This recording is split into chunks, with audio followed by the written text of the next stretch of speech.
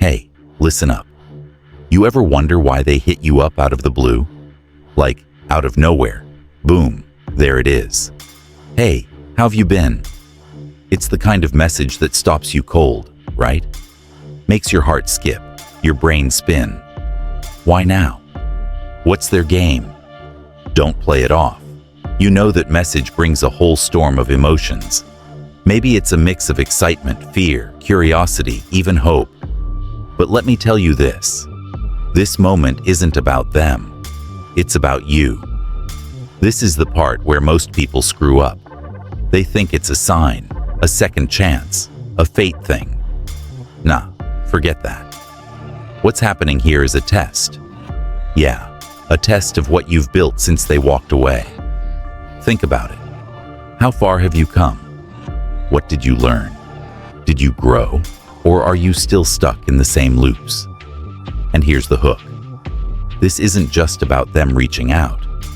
This is about flipping the script, turning this whole situation into your win. Stick around because I'm dropping the real secrets no one else talks about. Stuff that flips the game on its head. And by the end of this video, you're gonna walk away with a blueprint for not just surviving this moment, but owning it. Okay, first things first. Why now? Timing isn't random. People don't reach out because they've suddenly realized your worth. Nah, 9 times out of 10, it's about them. Their loneliness, their regret, maybe their boredom or curiosity. Whatever it is, it's got nothing to do with your value. It's a reflection of where they're at, not where you are. Let's get one thing straight. Your worth doesn't live in their message. It lives in the life you've built without them. Say that out loud. My worth isn't in their words, it's in my work. Now here's the secret sauce. When someone reaches out like this, you don't respond. Not immediately. You reflect. Yeah, sit with it. Process. What does this say about them? What does this mean for you? This isn't about snapping back with a cute haha hey, or pouring out your feelings in some long-winded essay. No. This is about holding your ground, keeping your peace, and deciding from a place of power. Because let's be real, their message, that's the past knocking. Your response, that's your future answering, or not answering. Let's talk strategy. Rule number 1, don't fill the silence. Silence is power. You don't owe them explanations, excuses, or closure. You don't owe them anything, honestly. The moment you start over-explaining, you lose control of the narrative. Keep it simple. Keep it sharp. And if you don't know what to say nothing at all. Marcus Aurelius said it best. You have power over your mind, not outside events. Realize this, and you will find strength. Translation. Their message doesn't control you. Your peace, your progress, that's yours. Rule number 2. Check the locks before you open the door. Yeah, they're knocking. But are your emotional boundaries solid? Have you secured your progress? Or are you about to let them waltz back in and wreck what you've worked so hard to build? Let me tell you something nobody wants to hear. Closure isn't a conversation. It's a choice. You don't need their apology to move on. You don't need their validation to feel whole. You've already got everything you need to heal. And here's the kicker. Not everyone deserves a seat in your life. I don't care how sweet their words are or how much history you've got. If they left you once, they can leave you again. Don't hand them the keys to your peace without damn good reason. Bonus tip? Flip the script. Use this as a moment to ask yourself, what do I really want from this? Am I acting from strength or weakness? Don't let nostalgia or loneliness trick you into giving energy to someone who didn't value it before. Now, here's where it gets deep. Want to know the biggest flex? It's not ignoring them. It's responding with wisdom and grace.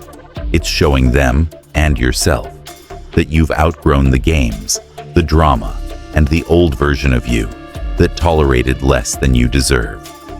So, here's what I want you to do. Subscribe to this channel for more game-changing insights. Drop a comment below. What's the wildest message you've ever gotten from an ex? Let's swap stories. All right, you stayed until now, which means you're ready for the final truth, the real secret. The thing that separates those who move on with strength and clarity from those who stay stuck in emotional quicksand. And here it is. This moment isn't about them at all. Never was. It's about you and the story you're writing for your life. Think about it. Every decision you make is another page in your book. When they reach out, they're not offering a chapter restart. They're testing your ability to keep writing without them. So, here's the secret. You don't need their closure. You need your clarity. What do I mean by clarity? It's the ability to look at their message and ask yourself the hard questions. What have I learned since they left? What do I truly want for my future? Does their return align with the peace and purpose I've built? See, clarity isn't about finding answers from them. It's about finding answers within yourself.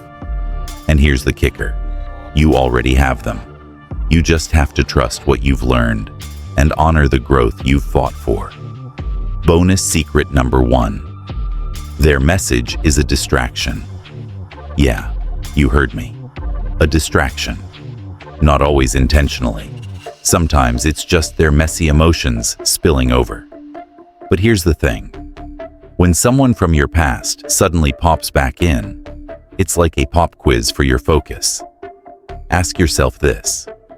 What were you working on before they showed up?